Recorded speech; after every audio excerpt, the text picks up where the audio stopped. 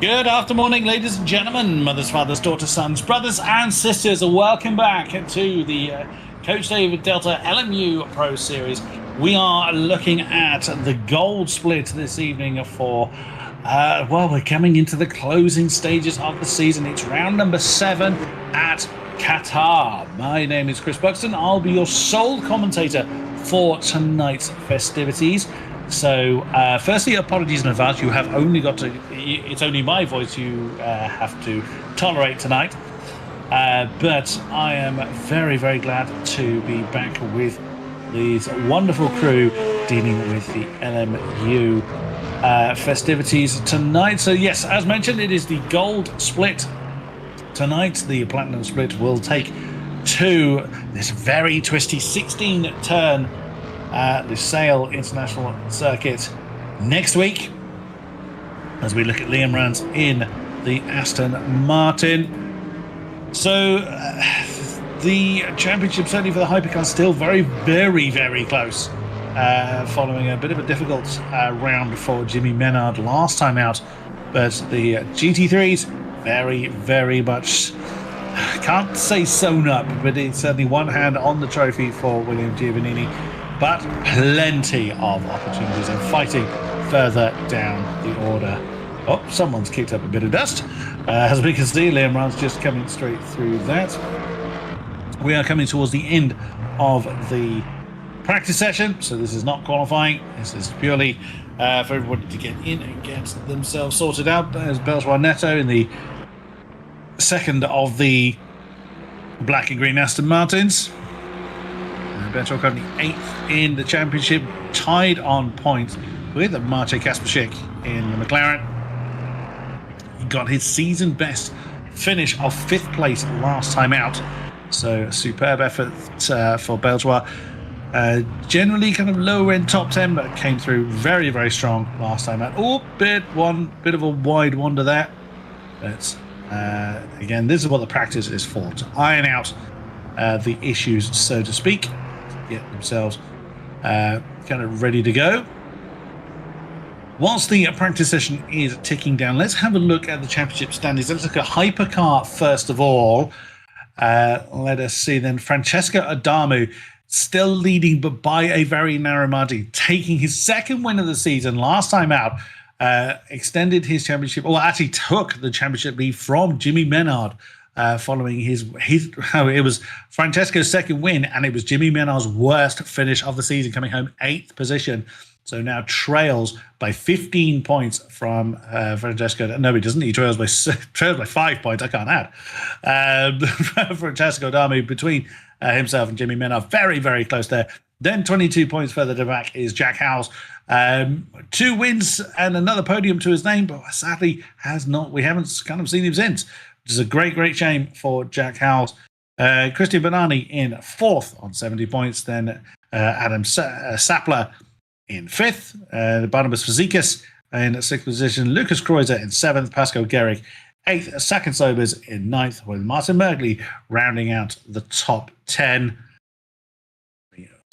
Fold on to the second half of the Hyperclass standings. That'll be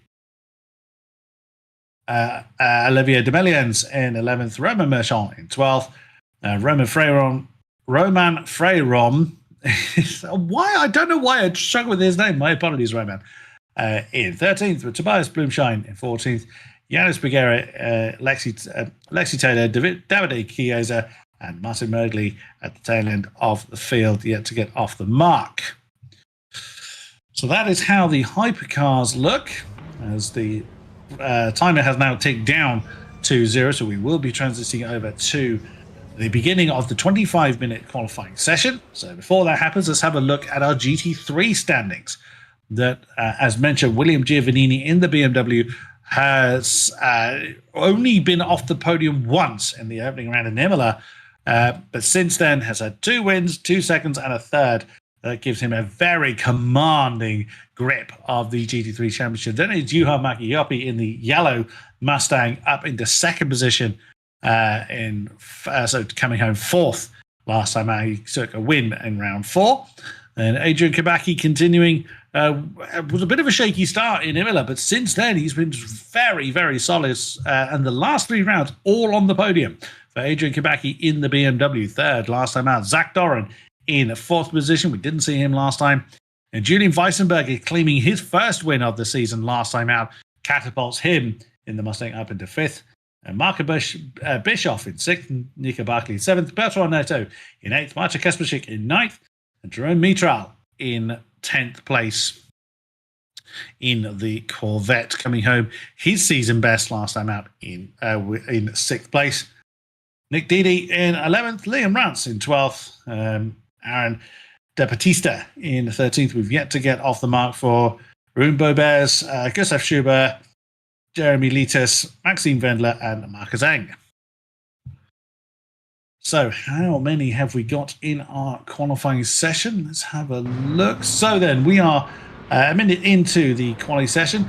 For those that are maybe unfamiliar with the format, it goes as so. So with his one single 25-minute session, we have 12 of our GT3s. Superb. It's very, very twisty. A circuit here in Qatar. So for the first 10 minutes of the session, the GT3s have the rule of the roost. So they're not fighting with hypercars, having to get out of the way or anything like that. They have 10 minutes plus enough time to finish the lap they are on once that 10 minutes has elapsed. So while strictly speaking the game would allow them to start another lap, they are not allowed to by the rules. They must complete the lap they're on and then get out of the way. Once 10 minutes on the clock is remaining, then the hypercars can leave the pit lane. Hypercars can leave their pit garage. They must not leave the pit lane exit until 10 minutes on the clock is remaining. And then they have their 10 minutes and they will then have enough time to finish their lap as GT3 did. Riding on board then with championship leader William Giovannini. Long, near 180-degree right-hander. The BMW looking almost uncomfortable coming through turn 1. Now turn 2 is get the car settled right over the apex at turn 3, flat out there. Short burst up to turn 4, straddling over the rumble strip there, then right over the apex at 4, and quick burst to 5. It's all rapid-fire corners, a very, very intense circuit here in Lucerne. Then almost 180-degree sick down to first gear. And again, back up, north if you like, up towards turn 7, down through the gearbox once again. Straddling as much of the apex as you're allowed. Oh, and again, the tail of the BMW getting a little bit lively out of turn 7. Then it is through the twisties, turn 8, turn 9. And then it's on the brakes for turn 10. Keep the cars settled as you can. Use that rumble strip on the exit. Flat out through turn 11. Up towards turn 12. Just bleed off the gas. Tiny brake if you need to. Nowhere near the brakes for William Giovannini. 12, 13, 14, all rapid fire corners. And the last left-hander of the lap. A little bit of a touch on the brakes, down 1 gear, almost sliding off the circuit. The tail again getting a little bit enthusiastic. Then down towards turn 16, very easy to wander too wide on the exit. From the onboard, it looked a little bit uncomfortable. Not always the way it feels to the driver. The onboard camera not always fully reflective of how it's feeling. But the first times on the board, 157.338 for the BMW of Giovannini, and Weissenberger in the lead Mustang at the moment, just half a second behind, with Kabaki again just 6 tenths. We have the McLaren of Maciej Kasperczyk. He's now screaming his way down to turn 1. Liam Rance on the board, a couple of seconds off the pace, and it's fair to say there's more time for the Aston Martin to find. Here's Maciej Kasperczyk. There's Sol McLaren in the field this evening. And the tower was saying there were 12 GT3s earlier, and now it's only showing 8 of them. They're up. Oh, 12 in total. Only 4 of our hypercars are with us this evening. That is a great shame. But GT3s, though, quite a decent field of them. So have a good race nonetheless. Martin Kasperczyk has already backed out of that particular run. Jerome Mitral has stayed loyal to the Corvette by his own admission. It's been quite a challenging season for him. But he has stuck with it. He has not opted to change car. And he has endeavoured to tame the American Corvette. The only one, not just in the field, but also in the championship, the only driver to opt for the Corvette. There is Beltranito in one of the two Aston Martins. Slots into 5th position. Just 1.8 off the pace with 1:59.1. Purples lining up the board for Julian Weissenberger was briefly, as William Giovannini has now slammed in a 1:56.4 in the lead BMW, with Kabaki coming home just shy of 3/10 behind him. Superb effort for the BMWs there. There is Julian Weissenberger, who sits in 5th position in the championship. Yuji Kabaki, second of the BMWs. Oh, Liam Rance, less than a 10th off of William Giovannini's time. Superb. The Aston Martin showing the BMW he's going to have a bit of a challenge in this race. Excellent stuff. That is what we like to see. Roberto Anito in the sister Aston Martin. So we have 2 Beamers, 2 Astons, 2 Fords, McLaren and a Corvette for tonight's festivities. Look forward to seeing how they all shape up. So we continue to watch Beltranito. Down through the gearbox, rides over the right-hander. So we are coming through, that's turn 4 and 5. Now, I do confess it has been a little while since I've commentated at Qatar, so I am likely to lose track of which turn we are at. So into sector 3, so he's actually coming to turn 16, so I got the turn slightly wrong. Going towards the end of his session. We're already getting towards the end of the GT3 contingent. So a yellow sector for Liam Rance. Oh, the tail of the Aston getting uncomfortable. Coming out of, and even kicking up a bit of dust there on that double right-hander. Just 14 to 15. The flag out there somewhere, but isn't really too indicative of anything during qualifying. There's Adrian Kabaki. Currently sits in 3rd, coming over the line to start what is going to be his last time lap of the session. Got a face full of someone. Martin Kasperczyk has returned the McLaren to the pits. Jerome Mitral yet to get a time on the board. Over to the right, extend the entrance into turn 2 as much as possible. Can't quite tell who that is that Adrian Kabaki is chasing at this point. 3 podiums in a row for the last few rounds, 4, 5 and 6. Very, very strong showing.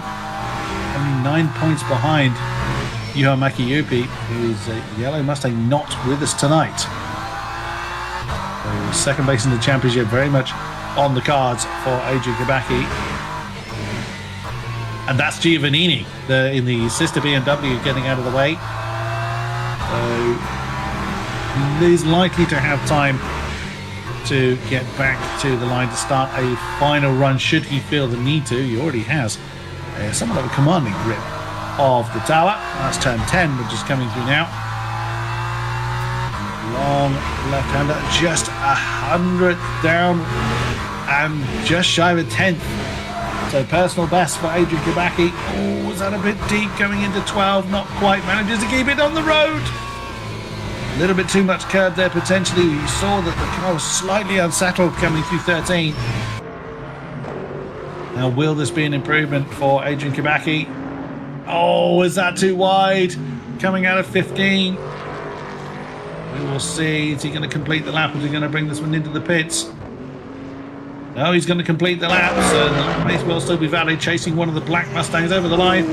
And that is the end of the qualifying session for the GT3s. I think it was an improvement in time, but not position for Adrian Kabacki. And William Giovannini bringing his BMW back into the pits with that 156.434. Whatever secret he has. Oh, and that's Liam Rance missing a rear wing. See, he's had an argument backwards with something very, very solid, but is still second in the grid currently. Kabacki may have actually got across the line and it would have only just been in time to start this lap. It was very, very close. Personally, I thought the time had actually elapsed, but he's pressing on nonetheless. Oh, that was a little bit close. On the run down from turn 8 to 9. That's the slower left-hand turn 10.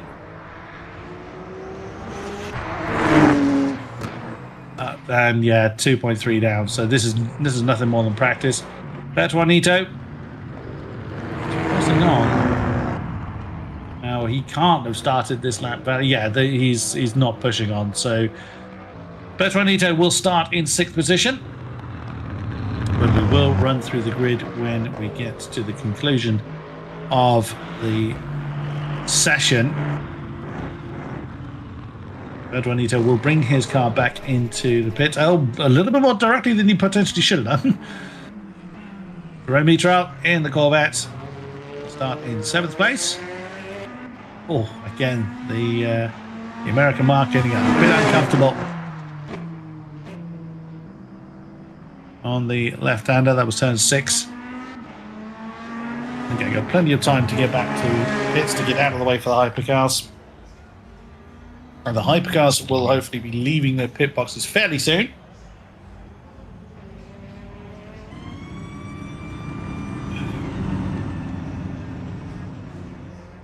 And there is Adrian Kabacki coming back into the pits. BMW getting out of the way. Jerome Mitral just having a bit of a moment. Coming through turn 13. That's should be bringing his car back into the pits. I mean, he can push, sure, but he's not allowed to set a time at this point, as mentioned. You can't see it, but there's Marvin Buttson's Ferrari in the garage. We can't see it from there because, of course, he has not left the garage yet.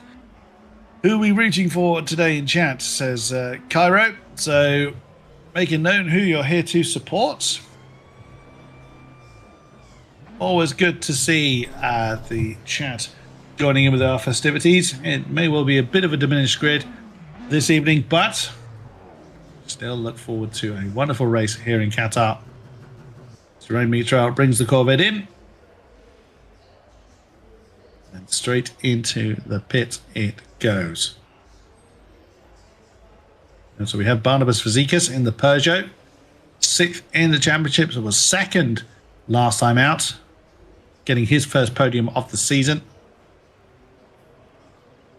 It's been a bit of a shame that we don't have too many of our hypercars. So that is how the grid is going to look for our GT3s. William Giovannini, once again in the BMW, takes the top spot by a very, very narrow margin. Not even a 1/10 of a second between himself and the Aston Martin of Liam Rance. Liam will really, really benefit from a strong finish here. We haven't seen Liam for all the rounds, his best being 7th 2 rounds ago. He came home 8th last time, so he's set to at least match that as long as he brings it home tonight. Now the hypercars are leaving their pit garages. Adrian Kabacki has Julian Weissenberger for company on the road too. That's such a shame. Only 4 of our hypercars are with us. So we have Marvin Butson in the lead, as it is on track, Ferrari. The 2 Ferraris, 1 Porsche, 1 Peugeot. It'll be interesting to see how the different marks deal with the twists and turns of Qatar. Francesco Adamu, championship leader, following his win last time out, and a rough ride for Jimmy Menard. One hypercar won't finish. Yes, we will have one disappointed hypercar. That is certainly true. There's Barnabas Fazekas in the Peugeot. Currently sits 6th in the championship. Was 2nd last time out. his next rival, Adam Sapler. Was one of those not here, and away they go now. So 10 minutes is now left on the clock. So the Hypercars dutifully get on track, begin their qualifying session. For the Hypercars is Christian Bernani in the Porsche, the lead Porsche of the championship by quite some margin. And the next Porsche in championship-wise is actually Martin Mergley. 70 points on the board. He won 2 rounds ago, did Christian Bernani, and actually second in the opening round in Imola. It did take a little while to see the podium again. He's got 2 podiums in a row, a win and third last 2 rounds. Christian Bernani chasing the 2 Ferraris. 2 twisties down towards turn 10. They may well be wearing the same colour shirt, but they are not teammates. They will be fighting for their own championship honours. 12. 13. They really will not want to be that close together when they start the qualifying runs, but as the race goes on, I'm sure they will spread out. You only need 2 cars technically to have a good race, but we will hopefully have all of our competitors scrapping it out for their bit of real estate. One of the Ferraris, I think that was Francesco Adamo, was the second one on the road. As they drop the hammer then.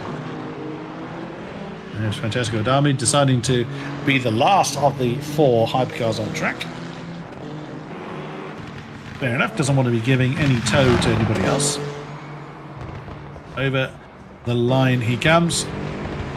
See what the Italian is able to get on the board.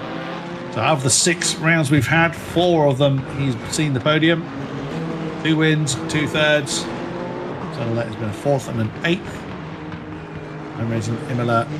The season opener did not go his way, coming home in 8th position. And it's been absolutely superb. Thereafter, Jimmy Menard was championship leader for quite a few rounds. Jimmy not here. We'll see how the times then shape up when we come through over the line for the first time in anger. Running on board then with championship leader Francesco Adamo. A little bit uncomfortable getting on the brakes for turn 7. Fairly flat out. That's the thing with the Hypercars, the behaviour of them is so very different to the GT3 machinery. Obvious statement, yes, but if you are accustomed to GT3 machinery, the way you can throw the Hypercars in and the Hypercar stick during the higher speed corners is really something to behold. Through 12, 13, now down to 14 and 15. First time should be coming onto the board any second. See then where our pecking order sits. In the final turn there for Francesco Adamo. He's the last of the 4 on track at present. What do the times give us? It is quite a long lap. And it's Adamo at the top of the tree for now, 38.615, but there is time to be found from all of our competitors. That's the Porsche of Christian Bernani.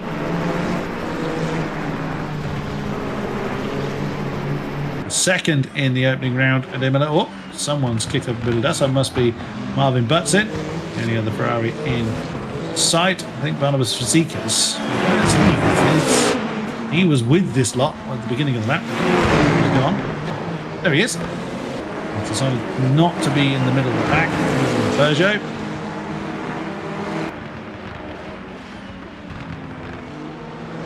Now catching the back. Oh, sorry, we're now switching to Christian Bernani in the Porsche. Yeah, we're getting a good old toe off the back of Marvin Butson. Not what the Ferrari driver is aiming for. Up by half a tenth in the first sector. Down on the pole time. 6.5 tenths. Oh, and that's a lot of dust being kicked up by Marvin Butson. And yeah, the Ferrari jumps out of the way. Invalid that there for Marvin. Through comes Banani then. What can he get on the board? Is he going to set an improved time? 1.3 down on his first run. 1:39.772. He sits on that occasion. Now, Fazekas gets time on the board. 1.2 off ultimate pace. So, a couple of our hypercars coming back into the bits. There is Barnabas Fazekas in the Peugeot. So averaging around about 5th or so as general finishing. He's had 2 5ths, 2 6ths, a 7th, and a 2nd. 2nd being last time out. I think it's fair to say that his average finish is going to rise. He brings it home. So it is a sprint race here in Qatar, a single hours racing. Fazekas.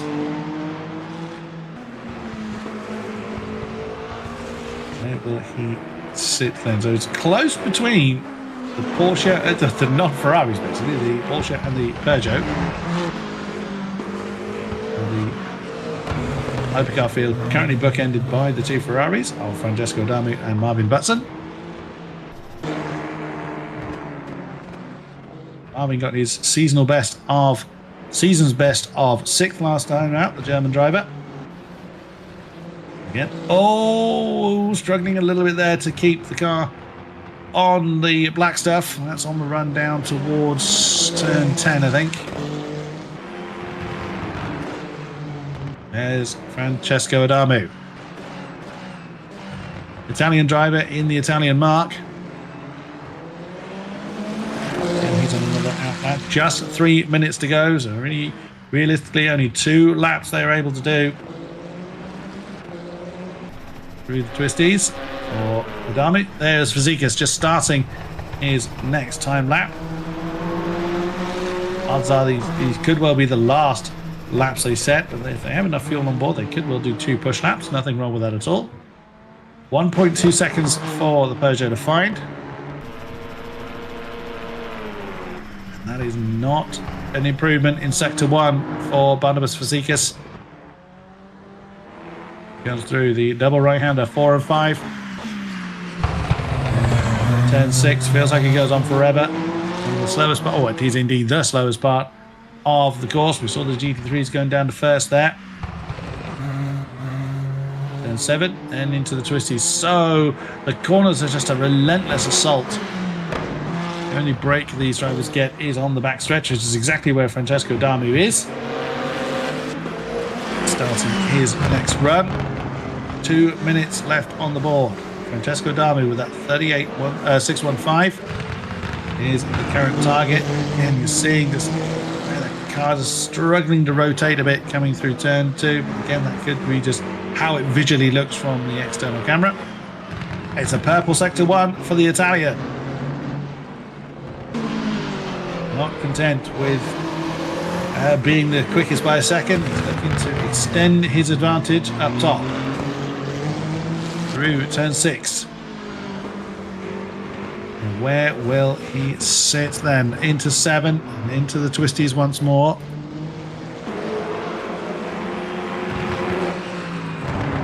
Circuit is all about rhythm. Easy for me to say from the commentary box. Yes, you're absolutely right.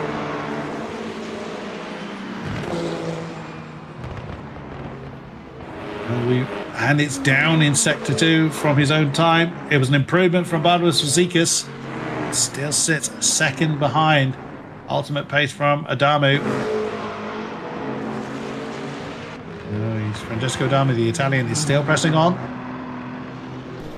Will he find a bit more improvement? There's the Porsche of Christian Banani. Starting his final run. As mentioned, very, very close between himself and Barnabas Fazekas currently. See if he's able to find that little bit of improvement. Again, the tail not wanting to. It was a snap of oversteer, trying to deal with the understeer, but now that looks a bit more settled coming through turn 2. Flat out through 3. Checker flag is about to be dropped. It's purple Sector 1 for Banani. 4, 5. Slight downhill for 6. Qatar is mainly flat. Oh, that was a bit of a slide there going into turn 6. He's mainly flat. There's not a lot of undulation change, but it is just a constant assault with corners. Trying to feather the throttle through 7. Now it's 8, 9 and 10. It's tiny tap of the brakes coming through 9. Get the car set up. Rumble over the apex at 10. Flat out all the way through 11. It's a personal best in sector 2. Where Darby seems to be absolutely lightning. Oh, it's a lot of rumble strip on the outside coming into 14. 15, now 16. Is there improvement to be found by the Porsche? Final turn. Very, very easy to wander too wide there. And it is an improvement. It's a 39.205 for Christian Bernani. But the Porsche into second place. That's Francesco Damu parking up in his pole spot. And that is our qualifying session now complete. All right then. As soon as we're able, we will get the grid graphic up and ready. We will run through the grid. And here we are then. So on the front row, it is Francesco Damu and Christian Bernani, Ferrari and Porsche. On row 2, it is the Peugeot of Barnabas Vazquez, who looks set to give to give the front runners some challenge. Lead of our GT3s, Giovanni and Liam Rance. You can see them popping into existence there. Row 2, GT3s, Adrian Kabaki and Julian Weissenberger. Row 3 is Juha Mäki. He did qualify in the end, and better when it didn't see an awful lot of the yellow Mustang. Apologies, I said he wasn't here, actually, but glad he is. Jerome Mitral and Maciej Kasperczyk bring up the tail end of the field in our GT3s. On row 4, well, row 6 overall, but row 4 for the GT3s. Right, so now our drivers load in. Any last minute adjustments are allowed to make. Now's the time to do it.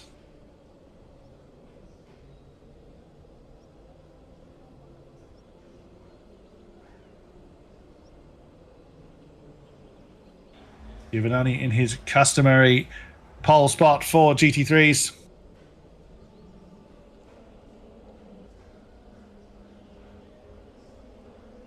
Well, we're hoping for a top 8 finish for you as well. If you finish 9th, then there will be questions asked. Put it that way. There's Jerome Mitral commenting in chat there. All right, so 30-second board raised. And there'll be a short rolling start, or rolling lap. That is, they're in between turn 14 and 15 for this track. That's where they will start. Bernani that's just popped into existence. By the look of it, that's the last car we're waiting for.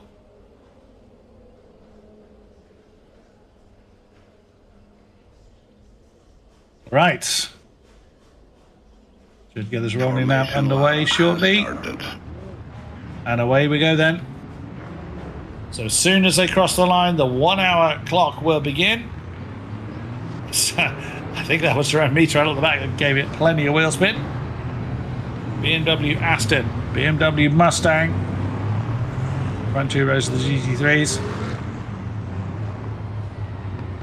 Easy Juha Mäki in his distinctive yellow Mustang alongside the second of the Astons.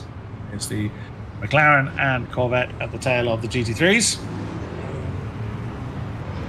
As Francesco Damu leads the field around turn 15. Let us see then how this race will unfold. There will be a little bit of a gap between the two classes. And away we go. We are racing here in Qatar. The 1 hour clock has begun. And immediately Liam Rance slots in right behind Giovannini in the BMWs. Let's see how the Hypercars are going to slot this. You see Vasikas in the Peugeot having a look. Well, that's around the outside at turn 1 for Benani. Can he get the lead going into turn 2? Oh, bit of a bounce between the Porsche and the Ferrari. Francesco Adami has the momentum, but does he have the track position? The Porsche still knows ahead as they come through turn 2. Now turn 3, Adami's back up into the lead. Now, Benani, can he attack the Ferrari again? No, not quite. He's beaten back into second. The top 3 very close together to Button ahead of Vasikas. The Peugeot slightly falling away from that grid. There is the GT3 lead. Giovannini, Rans, Kabaki, Weissenberger, Maki Yupi. They've remained in their starting order. No, I don't think they have, because that is the McLaren that is making oops, a bit of a wiggle there. One of the Astons has fallen slightly. Well, Liam Rance is still in his original position. Oh, that's a big moment. Which one of the Ferraris? That's Marvin Button. Marvin Button's had a big moment now, tangled up with the GT3s. He's got to be very, very careful. Yes, he's the quicker car. He does not want to be barging his way through, though. That is not ideal for any of them. So Marvin Button's had a moment during the course of the lap. That is turn 10 that they're now coming through. So somewhere around turn 9, I think, he was off-road. And he has made his way through the GT3 field. Oh, that's Liam Rance has gone wide. Liam Rance very, very deep. Going out of turn 14. Staying very much in contention. Oh, there is the McLaren again. It's Juha Mäki-Jypi that is being attacked there.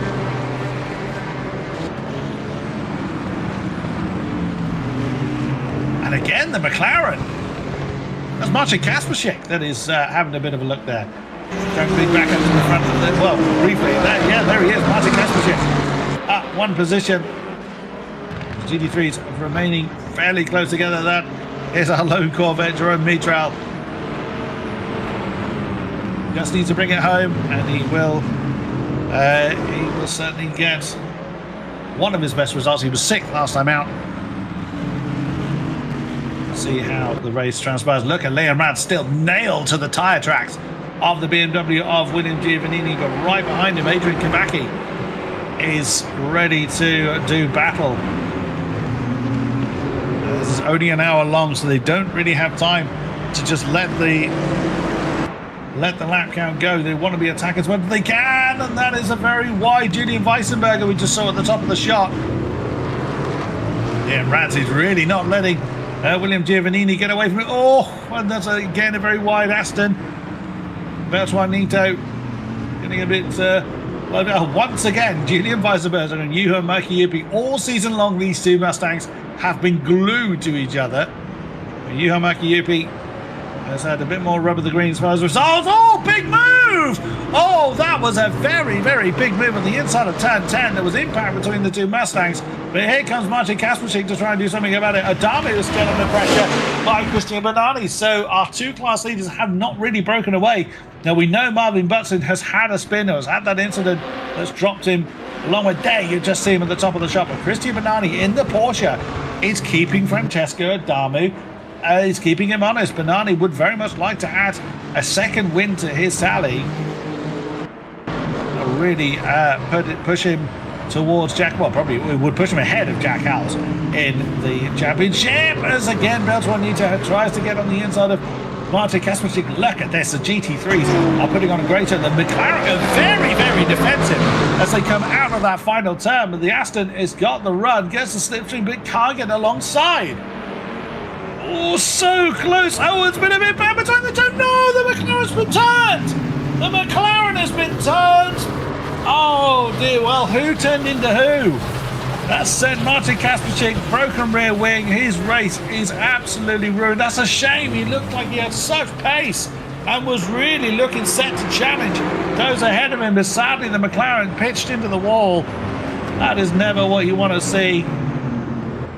Up the top, though, is Giovannini, Rance and Kabaki, all about a second between the three cars. Then you've got Mäki-Jypi up into 4th ahead of Weissenberger, as we saw the two Mustangs come together earlier on. And there's Bertrand Nito in the second of the Astons. Now Jerome Mitral. Oh, just saw him in the Corvette. There he is. He's still pressing on though. If somebody else comes to grief, then he will gain another. Wow.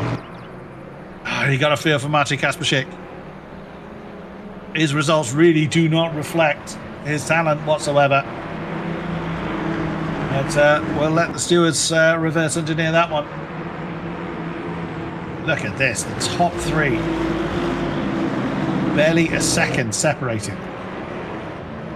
William Giovannini, well, whilst he is almost every race on the podium, in fairness, he has had to fight for those podiums. He hasn't always just got into the front and run off. Giovannini still keeping Francesco Adamu, keeping him honest. There's Maciej Kasperczyk still going. He hasn't actually pulled the car off to retire it, so fair play to Kasperczyk for that. As the Hypercars now coming through turn 10. Nearly a second separating Adamu to Cavani. The Hypercars do have the virtual energy to use. For defense, or to try and press on their advantage. Bit of a gap forming between the top two, Barnabas Fazekas and the Peugeot now. Doesn't mean it'll stay like that one, so we've still got 53 and a bit minutes to go. There will be a pit stop in the course of the race. There's Liam Rads, very close to the back. Oh, kicking up a bit of dust there. Coming through turn 9. Very, very close to the back of William Giovannini. I mean, everybody always wants to win, let's be honest. But Liam Rads, we haven't seen him in all races this season, has yet to get a podium on the board. So this would be a huge boost to his championship. And to be in the tyre tracks of the championship leader, William Giovannini, is no mean feat at all. And he has got championship frontrunner Adrian Kabaki right in his rearview mirror. So the Aston Martin can't just concentrate on the BMW ahead. He's got the other one staring into his soul right behind him. Then the two Mustangs. They're falling a little bit off. Ah, Kasperczyk. It's going to be a lap down before he even gets back to the pits. Again, fair play to you, Maciej, for not just parking that one.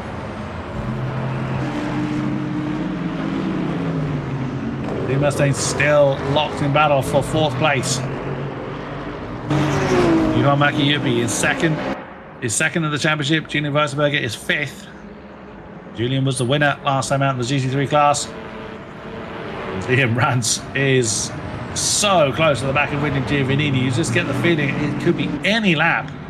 But again, Liam Rads could well just be biding his time, saving those little bits of fuel because he's staying in the slipstream of the BMW. It's going to be interesting to see when they choose to pick. Like I said, it's a lot of corners, quite a few of them. They spent a fair amount of time on the brake pedal, so quite a few of them are sort of slow to medium corners. We'll be using potentially more fuel here. Oh, a little bit of a flirt with the gravel. Oh, and that's an opportunity for Liam Rads coming down to turn 10. Tiny bit of impact between the two, no harm, no foul, but that's given an opportunity to Adrian Kabaki to attack him. Aston, he can't get it done. Oh, that was a tiny mistake on the part of William Giovannini. Slightly opened the door for Liam Rads. Couldn't quite get it done. Slight bit of impact. Adrian Kabaki, a fair opportunistic moment for him. And again, Liam Rads on the inside line. Again, though, can't get it done. Now they've come through turn 10. See, I knew I'd get my corner numbers muddled up. It was turn 6 where they had the moment earlier on. Now, the more they fight, the more that keeps the two Mustangs behind them in contention as well.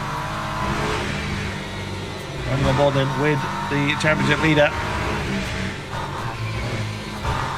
And you just get the impression that with Giovannini, he's not just sandbagging, he's pushing.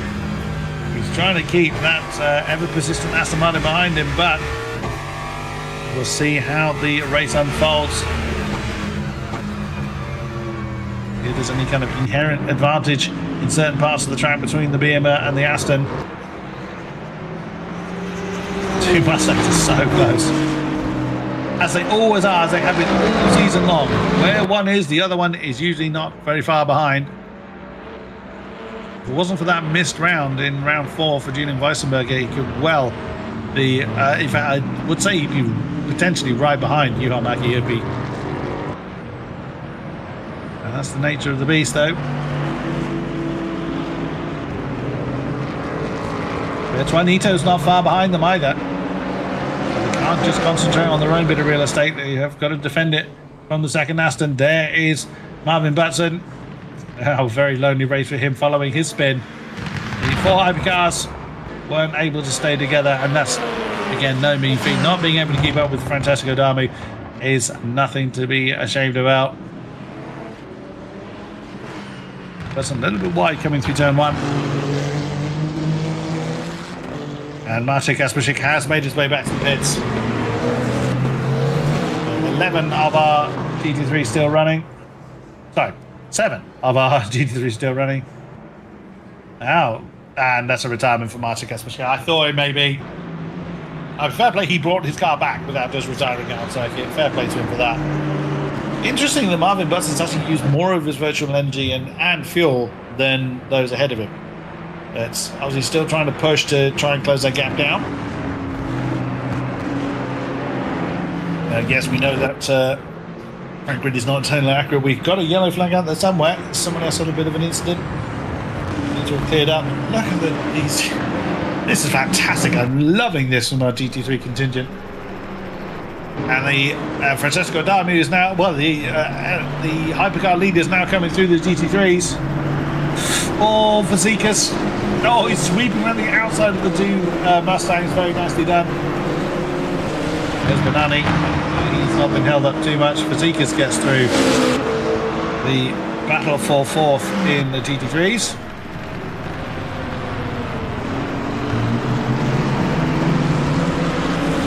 A couple of seconds now separated. So the lead has changed a little bit. I think Francesco Damu was slightly disadvantaged with the GT3s, but the GT3 is not doing anything wrong. It's just wrong place, wrong time for Francesco Damu. Now, the complexion of the GT3 field has changed a little bit in the sense of Adrian Kabacki has lost some time. Oh, well timed from Barnabas Fazekas there. Slots right in between the lead GT3s without seemingly disadvantaging either of them. Very well driven from all concerned. Adrian Kabacki has fallen a little bit out of this group. Track like this, you really need to be within a second of the car ahead to notice any kind of slipstream. And that 3-way fight there for 4th still goes on. Weissenberger is back ahead of Mäki-Jyrki now, the black Mustang ahead of the yellow, with that's why Nito right behind them. We didn't see when that overtake happened. These 3 still glued together. Juha Mäki-Jyrki nearly dropping his car coming out of turn 10. But that puts the Aston Martin on his case now.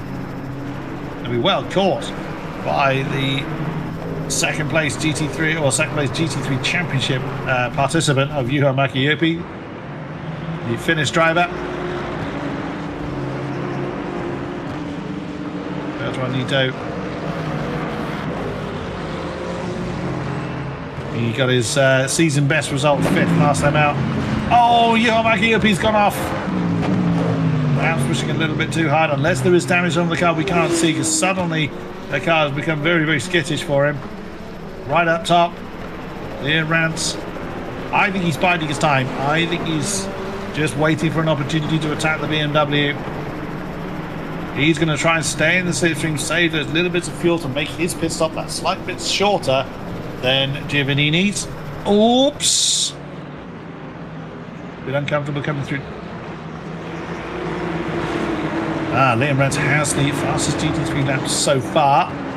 Thank you, production. Give me that one.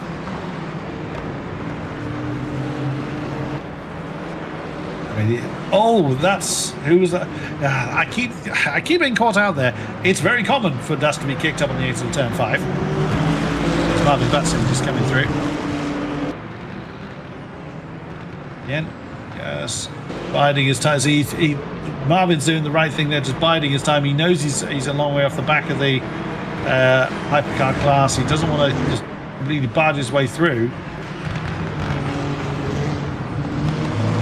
You could argue his race has already been disadvantaged, so rather than sending the GT3s into oblivion by barging his way past. He just bided his time, waited for the track to clear up a bit, and then off he went. It is always the responsibility of the faster class to make their way past the slower one. The faster class will always have the downforce and the power to do it.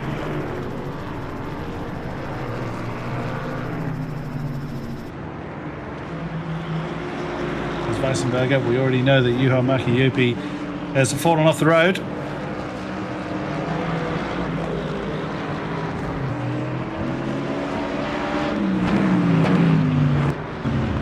Where is the yellow Mustang? There he is.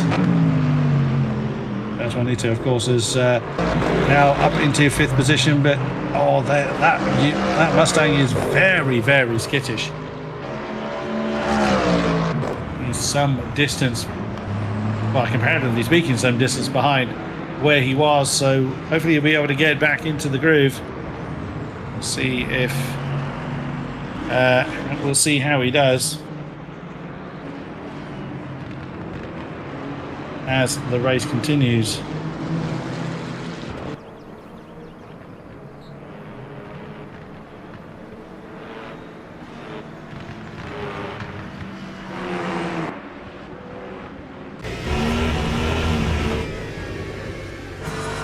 See Ferrari working his way through, seemingly unchallenged now. So the Hypercar class have spread out a little bit. It does look like Fazekas has closed in a little on Banani, so there may well be a challenge for second later on in the course of the race. We look through the fly collection on Francesco Damu's car. 5.5 seconds now his lead over Christian Banani. Once again, Francesco Damu doing the business, and Liam Rance back under the rear wing of the BMW of William Giovannini. Again, had built up to around about 0.8 of a second. Liam Rance then getting back in the tyre tracks of the championship leader.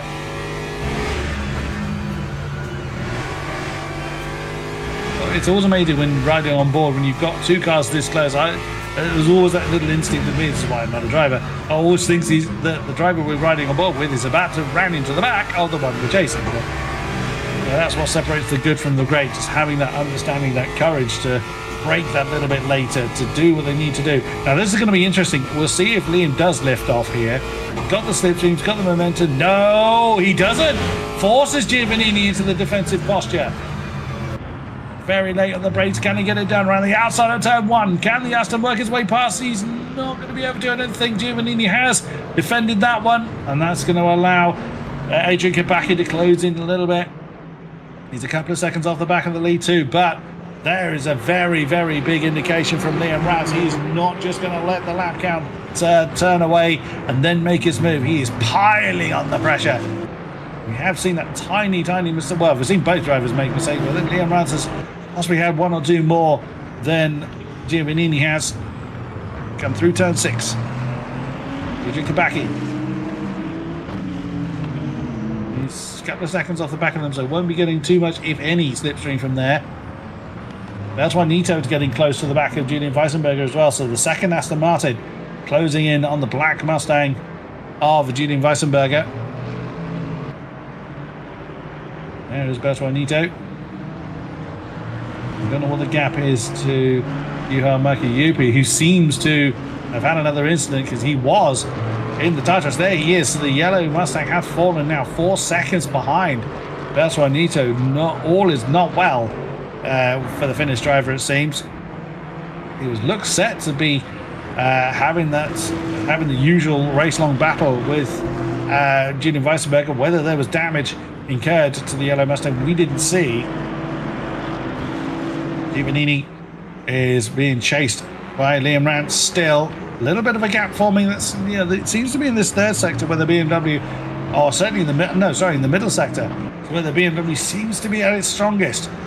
Liam Rance then has to work hard to then close that gap back down again. Certainly too far back to make a challenge this time around.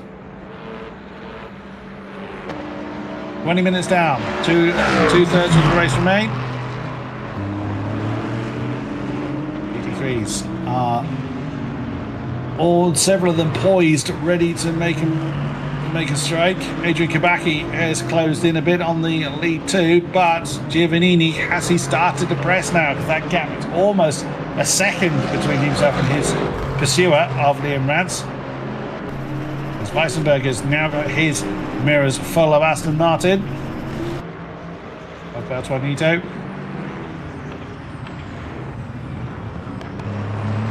Liam Rance working hard to try and close in on the championship leader. There in the background, Juha Mäki-Jyrki.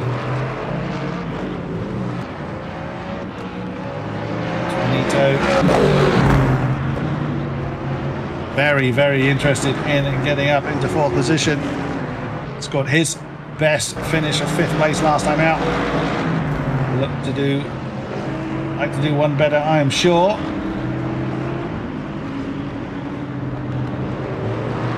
Weissenberger, the German driver. 2 times on the podium so far. The top step last time out. It's not going to be easily swayed from that position. We still have the pit stop phase to go through. See how the strategies play out then as the camera is about to die. There we go.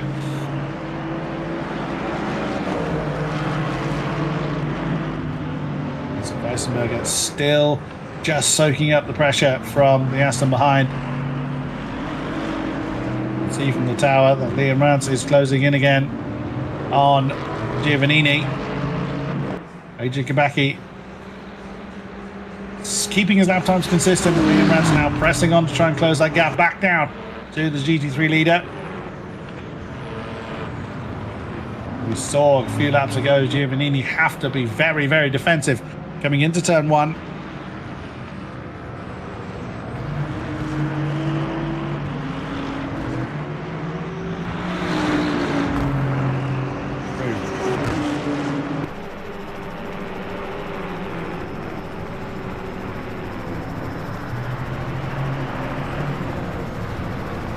Looks amazing that, like I said before, the cars look very, very twitchy from the external standby. Some of that is potentially lag. I have noticed a few lag moments for Liam Rance, but now it's slowed right back in with William Giovannini.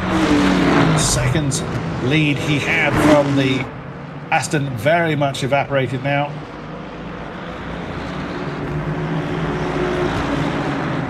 What can the Brit do against the Italian? Keeping himself very, very, very prominent in Giovannini's mirrors. Also keeping an eye on the battle between Weissenberger and Nito for 4th, but at the moment our eyes are on this lead battle. Giovannini is very used to being in this position of having a pursuer, not necessarily Liam Rance, but certainly is used to having somebody hot on his heels. Usually just ever so slowly ekes that gap out. Has not had that luxury this time around as well. Fast approaching halfway in this race. Oh, now surely this is an opportunity for Liam Rance closing in within 0.2 of a second to the BMW. We saw Giovannini make the big defensive move last time around. Liam Rance has a look. He gets back into the racing line. Giovannini tries to shut the door, but Liam Rance is in it. He's got the inside line, but he's going to go very, very deep, is he? He's managed to nose ahead, but can he get the move done? Yes, he can. Liam Rance has managed to wrestle the lead from William Giovannini. Just in time for the Hypercars to now come round again. Well, well, well. Liam Rance bided his time and has got the move done, but can he now hold it? 25 minutes of lead time for William Giovannini. Can Liam Rance hold it for the remaining 35 minutes? If he's been saving fuel, and there's again that seemingly magnetic gravel on the outside of turn 5. Yeah, well played there from Francesco Dami, just slotted perfectly in between the 3 leaders. It did cost him a little bit of time to Christian Benani in the Porsche, but not anything that's going to put the Hypercar leader under any immediate pressure. Benani.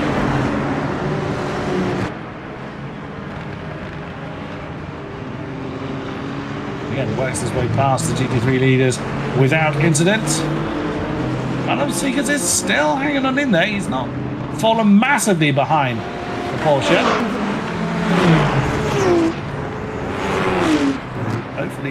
be able to mount a challenge. There's the Porsche, there's the Peugeot. Finale followed by Bazookas, and then the GT3 leaders.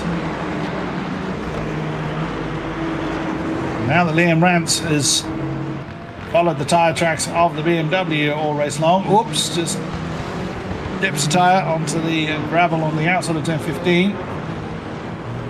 Very, very keen to build up as much of a lead as he possibly can. It's almost up to a second between himself and William Giovannini.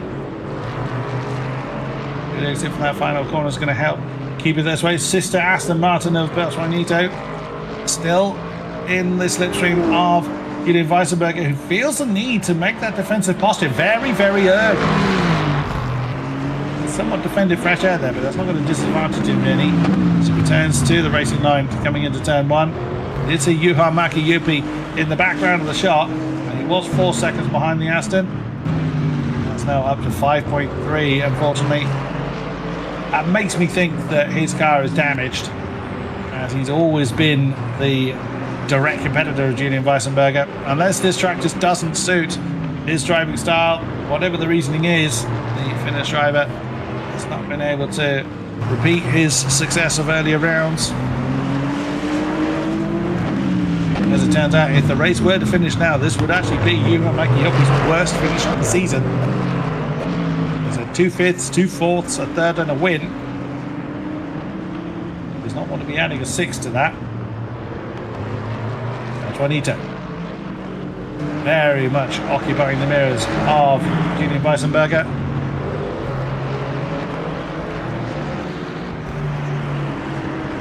Doing what he can to keep the Aston at bay. Nito getting quite close. No opportunity. New tackle there. Nearly wanders off the road. That long left-hander at turn 10.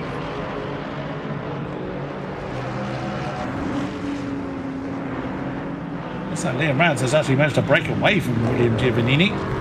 Let's see if he's able to continue that pace. It's now 1.1 seconds between the lead Aston and the lead BMW. There's Adrian Kabaki as well. Top 3 separated by around 3 seconds or so. Still pit stops to conclude. Still half the race yet to conclude. What's the top 3 so far? Spread out a little bit. This battle for 4th continues on, and yet again Weissenberger very early to that defensive posture. Now what is Beltránito going to do this time? He jumps out from the slipstream, gets to the racing line, but Weissenberger's going to try and shut the door, and Nito's going to try and run the outside at turn 1. Can he get it done? Nudging between the two, and that's a spin for Nito.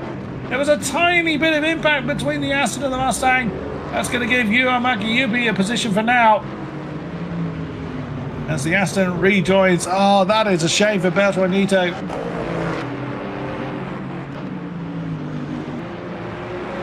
I don't think there was any malice in there. It's just the Aston got a little bit unsettled following a tiny, tiny touch to the door of Julian Weissenberger. It was enough to send the Aston into a half spin. Juha Mäki-Juppi doesn't seem to have the pace here today, so may not be able to defend. Oh, he's going to have to put on a defensive masterclass to the Aston behind him.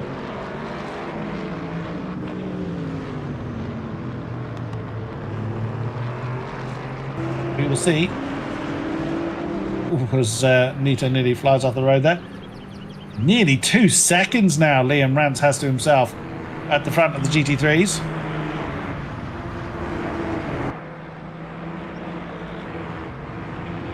Again, one and good. Building it is keeping it. There's the point. And again, that shows how hard he's pushing. Particularly through that gravel tap at turn 5. And there you see 2 different lines being taken there. Juha Mäki-Juppi being slightly wrong-footed by Beltránito coming through turn 13, 14.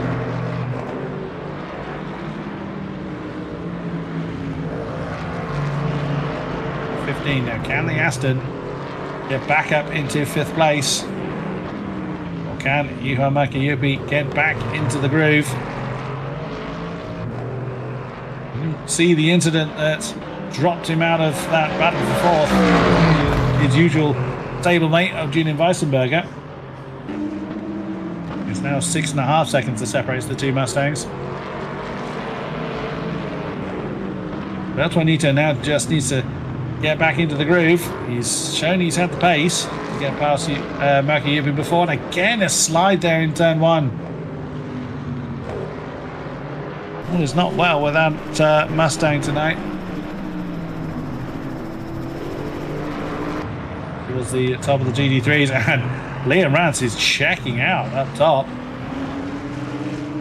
We look at Adrian Kabaki, second of the two BMWs. And about 2 seconds separates the top two GT3s. And Christy Bonani is in, so our first pit stop of the night. The Porsche is in from second place in the Hypercars. Yeah, we see you. Flashing us. I know that's the pit lane speed limiter.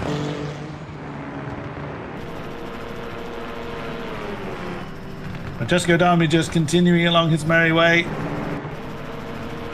Without challenge at the moment, second now is Barnabas Fazekas in the Peugeot. It is surprisingly easy to make a mistake when you're seemingly just in the groove without direct challenge. One mistake is all it takes. Out comes Christy Bonani then, relatively short stop for the Porsche. On he goes, pit stop served. Marvin Burson has also been through the pits.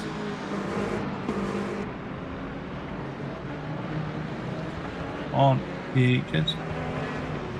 Oh, that was right at the beginning of the race. He hasn't had a racing pit stop, beg your pardon. I was just thinking, I'm sure I hadn't spotted his name with pit next to it. Race leader, another camera killed. Now, does Christian Bonani, making his pit stop, pull the trigger for anyone else? We will see. Looks like Bertrand Nito has made his way past Yuha Makiyupi. Back into 5th position. The Aston now ahead of the yellow Mustang. I thought that may well have been inevitable again. No disrespect meant, but Yuha Makiyupi just hasn't quite had the pace that he showed early on. Staying in the tyre tracks for now of the Aston. Again, several times we've seen that car get very, very loose. Down move once again. Okay, so you see the Hypercar kind of snap, and that's the last thing you want from these cars. You need them, especially with the speeds that they do, as he comes through turn 6. If they snap, they're near impossible to catch. So the last thing you need is a very loose Hypercar. There's Fazekas in the Peugeot. 6th in the championship for the Hungarian. He's scored his first podium last race with 2nd place. Potentially set to add to the podium collection. Adamu wants to make it 2 wins in a row, 3rd one of the season. Another 2 races after tonight. Still potential for plenty of points to be scored, so no one can rest on the laurels.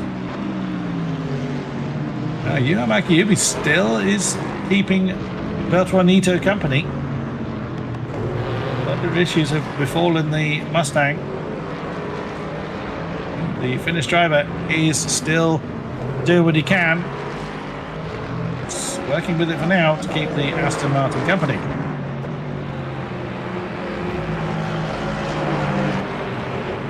The field spread for the GT3s you can see on the tower, sadly with that incident for Marcin Kasprzak towering the McLaren early on. Francesco Damu slots between Yuha Makiyupi and Bertrand Nito. Well driven from all 3 of them. As a reminder, it is not the prerogative of the slower class to get out of the way of the faster ones.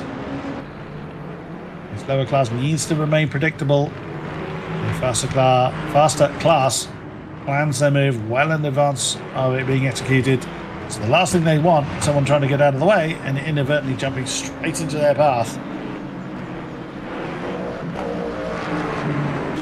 So Francesco Darby maintaining 7 seconds gap between himself and Fazekas. As he works his way past Julian Weissenberger. See Maki Yupi starting to lose ground now against Beltranito. There is the second Aston. Yeah, the Mustang's still there, but there is definitely a gap beginning to form.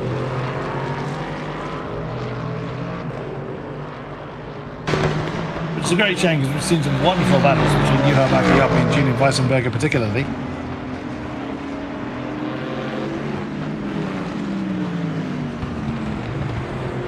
I see Ed Hunter in chat. Good to see you, sir. Potentially true, yes. He's on 12 points in 12th. I hope you had a good time at the London E3, sir. Oh, there again. That's been Juha's issue all night. You just see that snap.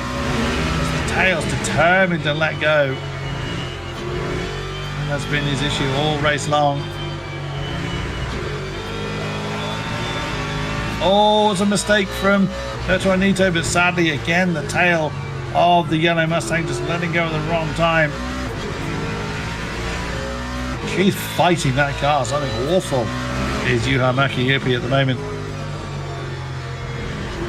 They work their way through turn 7 into the twisties. This is the last place you want a very unreliable, an unpredictable car is Qatar.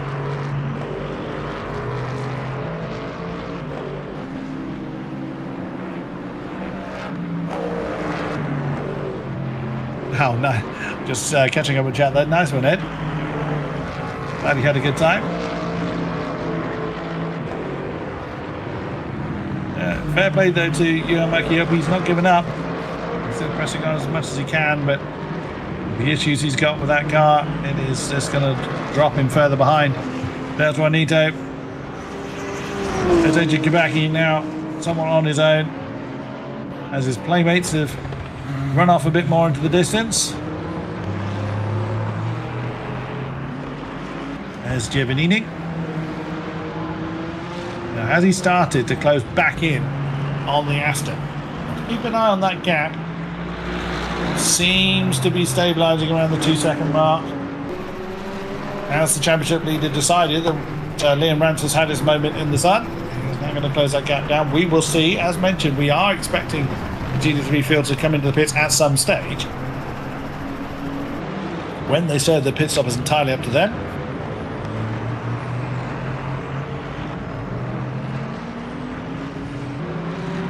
There's no pin window per se.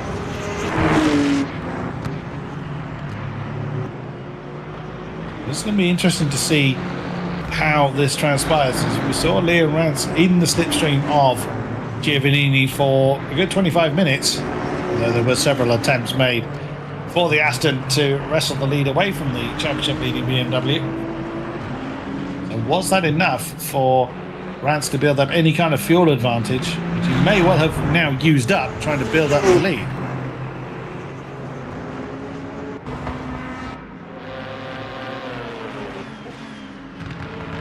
Alvin Butson still running, fourth placed Hypercar. You can see the field due to pit stops as well as some issues. The Hypercar field somewhat spread out. Top two, the Adamo Physique is yet to see the pit lane. Marvin Butson having a very early start right at the beginning of the race. Everyone seemed to be having an issue with the camera placement there. There you go. So Banani and Butson with a distinctly different virtual energy amount and virtual energy and fuel amount, I should say. So Adamo Fazekas, the lead Ferrari and the Peugeot almost identical in that score. You get to see the GT3s come in. The one we have seen here was Maciej Kasprzyk. Oh, that got a bit close. Barnabas Fazikis was, sorry, Christian Bernani was somewhat, that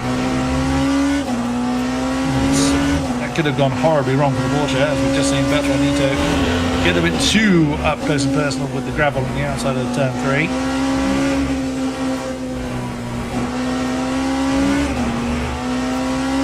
There's that dust on the outside of turn 5 again.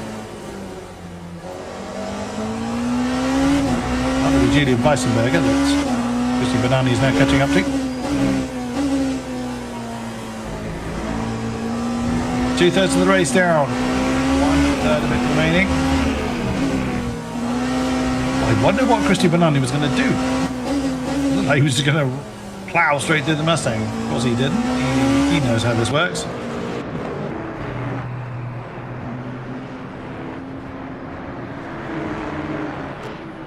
But on he goes then. Going to try and reclaim second in. Oh, wow. Bernani was really pushing there. Coming through turn 12. Turn 9, excuse me. And that is Adrian Kabaki. That is staying out of the way.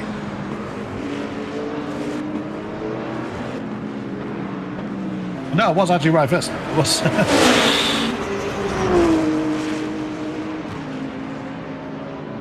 The gap up front seems to have stabilised a little bit. Liam Rance is still slowly building the lead between himself and William Giovannini.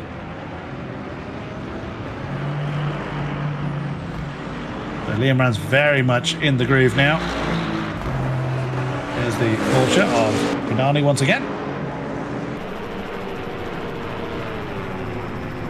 And works his way. Oh, big slide from the Porsche. He was somewhat lucky that he had the space with which to make the slide. Would have cost him a tenth or two. That certainly would have woken him up. He's really pushing hard in the Porsche.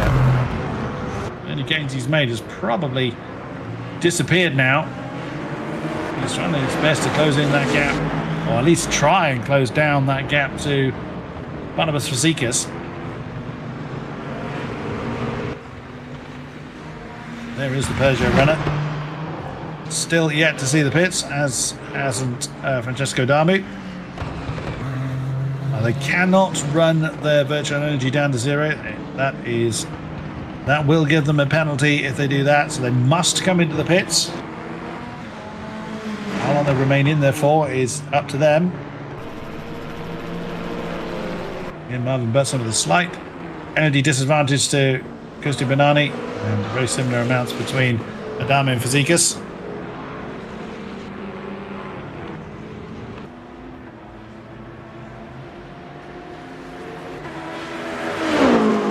.16.5 minutes to go. There's Juha Mäki-Juppi. He's still keeping his eye on Bertrand Nito. But we did see the Aston wander a little bit too wide. Is that a bit of encouragement to the Finn?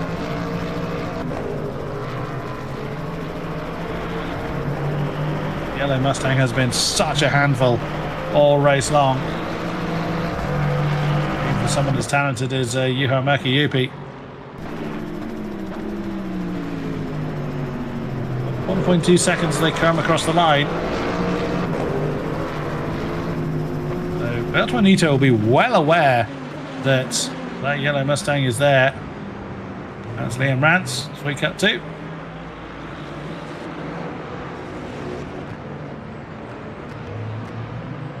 Get that gap between yourself and the BMW behind. Francesco Damu has decided to give his pit crew something to do. Our race leader, there he is. He's left that as late as... Well, he could have left it later. I think he was still...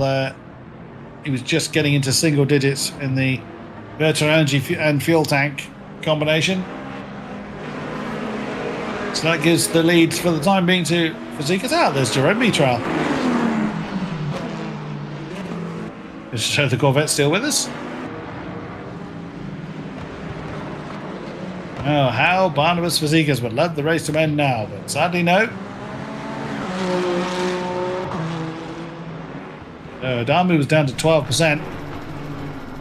Now he's back out on trouble. Wow, that was a very short stop then for the Ferrari.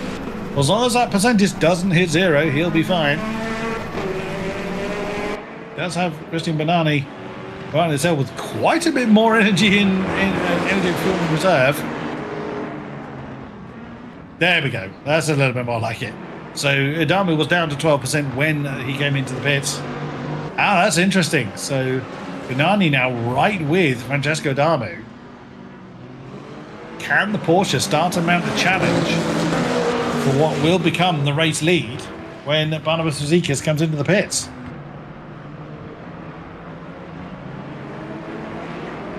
Wow. Well, the Porsche's not quite had the pace of the Ferrari thus far in the race. That doesn't necessarily mean he doesn't have it, just hasn't yet shown it. So we'll see what Christian Bernani is able to do against his countrymen.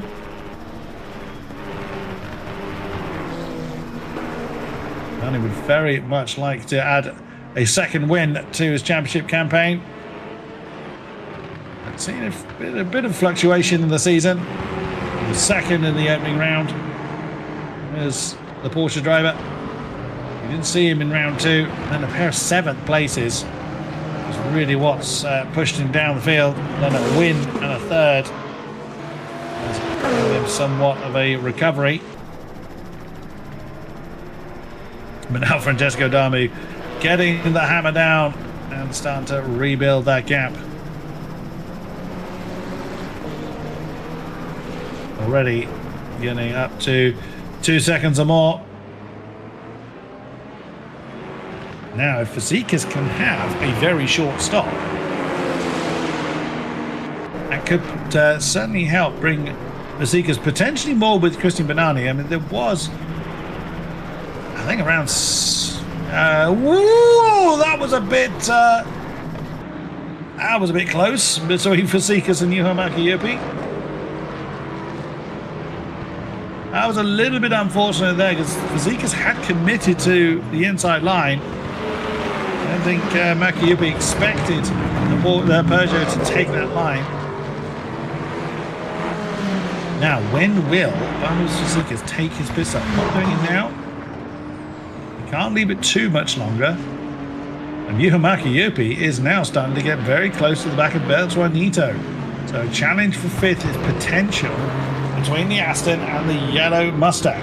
There it is, under a second now. But again, just as his car turns in, it's already misbehaving. We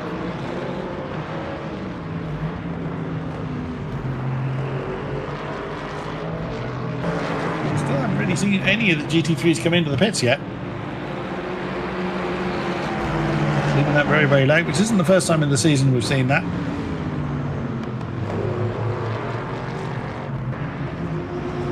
What can Juha Mäkijoki do here?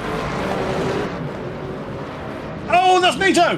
That's Bertrand Nito's made a big mistake, and he's hit the wall! The Aston, oh, and he's lost a wheel! 3 wheels on the wagon, 1 mistake is all it takes! And Bertrand Nito has succumbed to the pressure. It was too wide coming through turn 5, and hit the wall very, very hard. That is not going to turn, it's going to sail off into the Liceo Desert. Oh no, Bertrand Nito was potentially looking at a top 5 finish.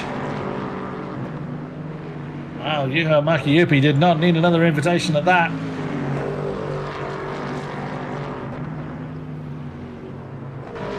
That's going to put Jerome Mitral in the Corvette into 6th position. He's looking set to match his season best finish.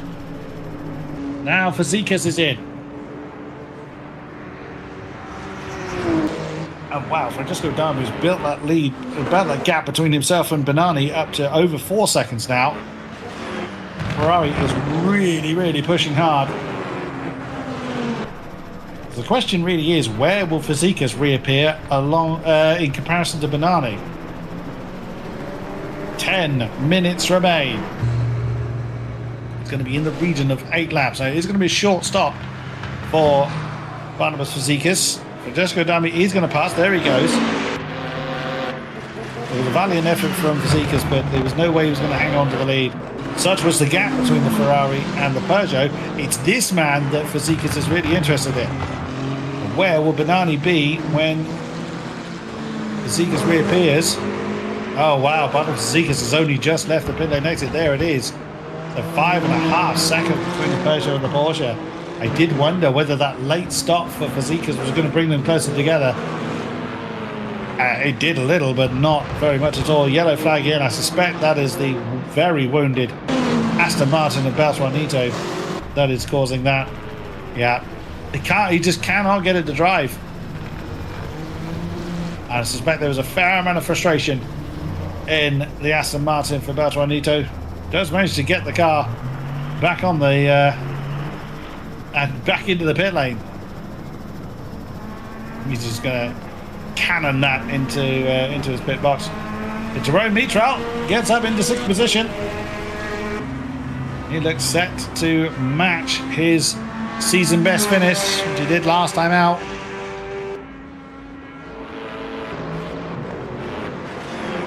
Marvin Betson is in the pits again, so we knew he didn't serve his pit stop at the beginning of the race, and now the GT3s are flooding in.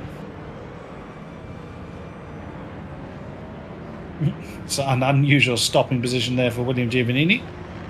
That's partly out of necessity, and straight back on the case.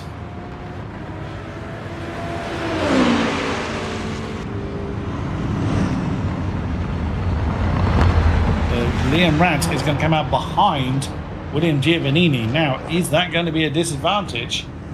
Now, did Liam Rance take tyres, I wonder? Because he was in the pits quite a bit longer than Giovannini.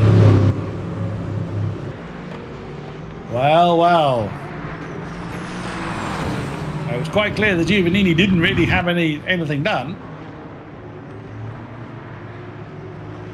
But either way, he takes the lead of the race with 7.5 minutes to go. Is that 2.5 seconds gap between the BMW and the Aston Martin enough? Or will Liam Rance be able to close his adversary back down again? We will see. Who has played the strategy masterstroke here? We will find out in around about 5 laps time, I think.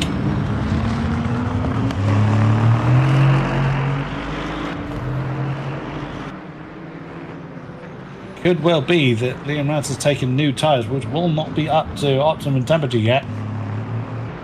We watched Giovannini come in, get up on the jacks, and go straight back out again. But if Liam Rance can get those tyres up to temperature, he will be quicker. But will he have enough left on the clock to close that gap down? This could be a brilliant masterstroke from Giovannini.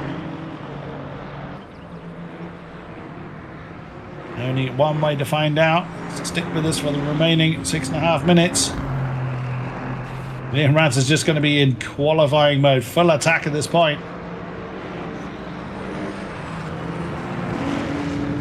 Now it's time to get that, whittle that gap down. As the tyres come up to temperature, the confidence begins to build.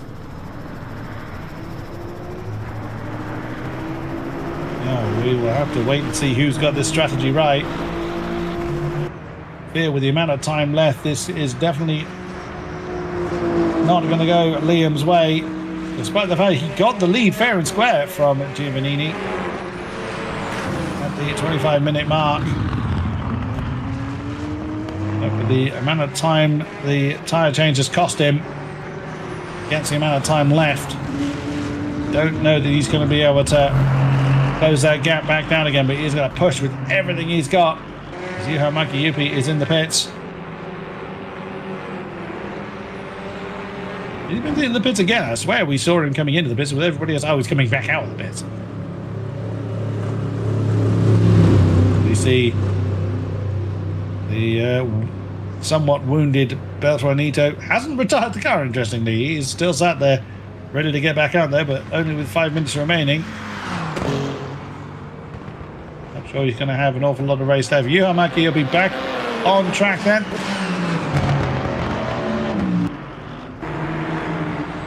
Liam Rance, can he do anything about the BMW ahead?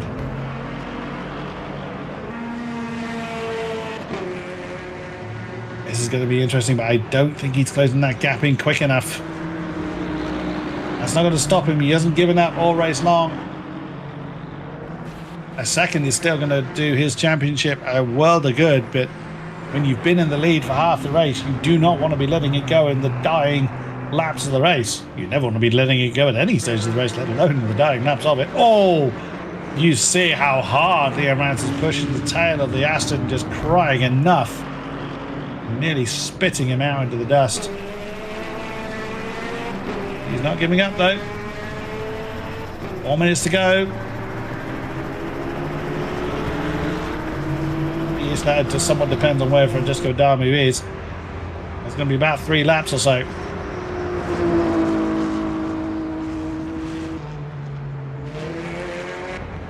So then,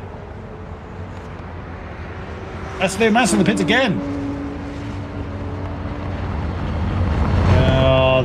That's a drive-through penalty. That's assuming this track. Oh, that's just seen Bertranito coming out of the pits. Oh, Liam Rance from potential.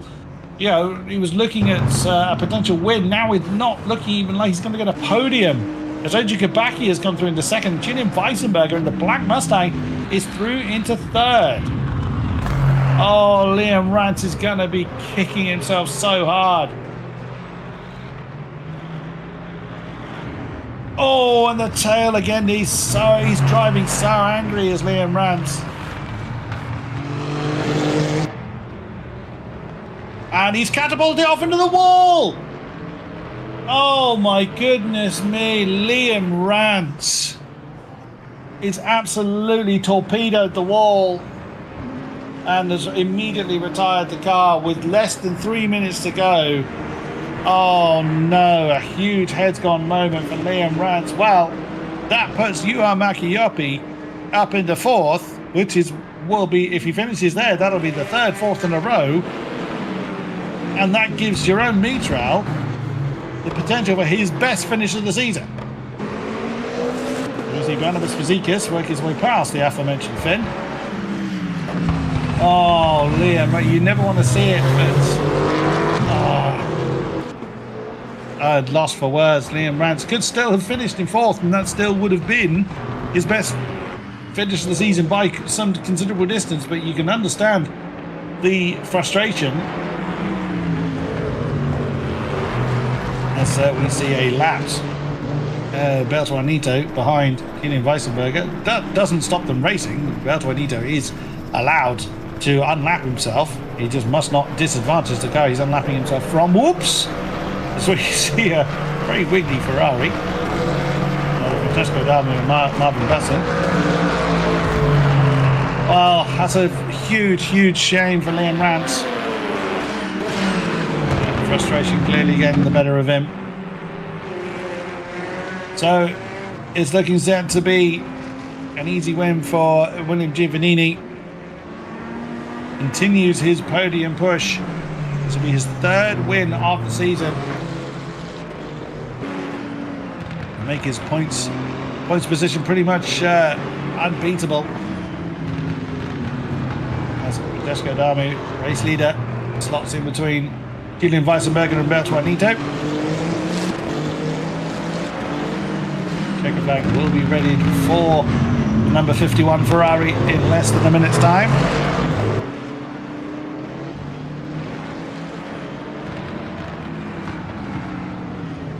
Wow. That may have been light, but it has had quite a few more unusual incidents from our TT3 field. Oh, Christy Banani getting a bit squiggly in the Porsche. In the closing stages of the race, 20 seconds to go until the flag falls. A slide from Banani. Now, where is Francesco Darmu? We see Bertranito on the tail of Liam Rance. Right, Francesco Darmu's coming through turn 15, so our two class leaders right with each other. How about that? So then, final turn for the final time. Your winner, oh, there's William Giovannini. Beg your pardon, that was second place we were seeing. So He's got another lap to do, but your winner here in Qatar is Francesco Adamu. He makes it 3 wins of the season, 2 on the bounce. Christian Bernardi chases him home in second position, the 3rd podium in a row for the Porsche. People are already jumping back to the bit. Barnabas Fazekas is going to come home in 3rd position. That's another podium in a row for the Peugeot. William Giovannini has got a bit of a distance to drive yet, but he will be coming home in the GT3 lead, as his fellow GT3s have already deemed to have finished. Marvin Butson yet to cross the line for the Hypercars. So William Giovannini will take another win, his 3rd of the season. Yet another podium. It's 6 podiums out of 7 races for the BMW driver. 2nd is Adrian Kabaki. 4th podium in a row for him. 3rd is Julian Weissenberger, the Black Mustang. Another podium for him, his 2nd, 3rd place of the season. Juha Mäki-Jopi somewhat gifted the 4th, but he will most certainly take it. His 3rd, 4th place in a row. That's going to put him and Adrian Kabaki very, very close in points. And Jerome Mitral in the Corvette, 5th place. You can argue that is an inherited position, but that is motorsport for you. Now, Beltranito did cross the line, but he will be classed in 6th position. We'd lost Liam Rance after he torpedoed his car into the wall, and Martin Kasperschik following that big accident in the opening lap. Big celebrating slide for William Giovannini. Very, very nicely done. Oh, lots of celebrating, as is the way in sim racing. Celebrate, Jerome. Why not? That is your the Frenchman getting his season best of 5th position in the Corvette just by staying out of trouble. So there it is before Stewart's intervention. Francesco Adamu takes the win. Christian Bernardi 2nd. Barnabas Fazekas in 3rd. Marvin Butson, the 4th of the Hypercars. Winning the GT3s was William Giovannini. Adrian Kabaki in 2nd. Julian Weissenberger 3rd. Juha Mäki-Jopi 4th. Jerome Mitral 5th. Beltranito in 6th position. As mentioned, we did lose in the course of the race. We lost Martin Kasperschik, and we also lost Liam Rance. And that is going to be the conclusion of tonight's festivities. My goodness. So that is going to be it for our gold splits. We'll give our drivers a moment if they want to come and have a chat to me. They don't have to.